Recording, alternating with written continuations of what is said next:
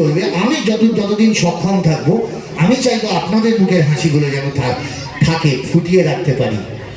এই বড়দিনেই দুটো cinema release করেছে, প্রধান আর কাবুলিওয়ালা। আপনাদের আশীর্বাদের দুটো সিনেমাতেই আছি।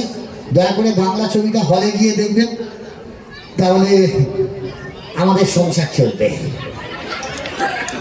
আমাদের সত্যি সংসার চলবে। তবে হ্যাঁ, একটা কথা আপনাদের বলি, আমার সেই দিনটার কথা খুব মনে পড়ে। আমার প্রথম সিনেমা, যে সিনেমায় আমিও নতুন, হিরো নতুন, এটা বলার খুব দরকার।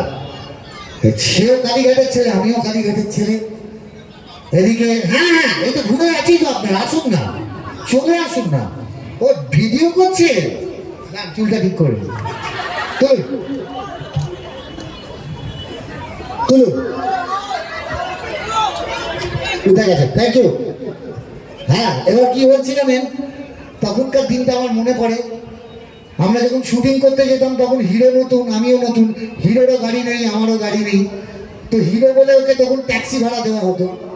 ও তখন ট্যাক্সি করে শুটিং করতে যেত, আর আমি পাড়ার ছেলে বলে আমিও সঙ্গে যেতাম, আমিও অভিনয় করতাম। আর ফেরার পথে আমায় নামিয়ে দিয়ে চলে যেত।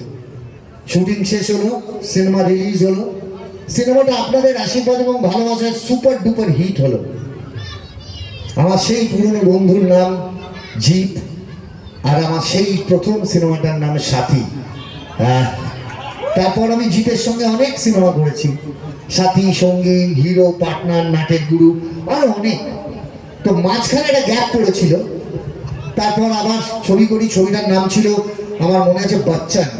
তাতে একটা গান ছিল, যতই ঘুরি ওরাও রাতে, লাটাই তো আমার হাতে।